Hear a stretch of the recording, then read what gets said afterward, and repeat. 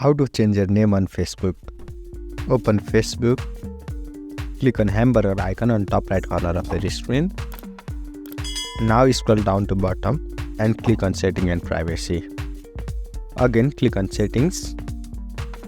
Now here you can see account center, click on that. Here you can see your profile on top of your screen, so click on that. Again click on your profile. Now click on name. Here you can see first name, middle name and surname. Now type whatever name you want on your Facebook account. Here I will be changing my first name and surname.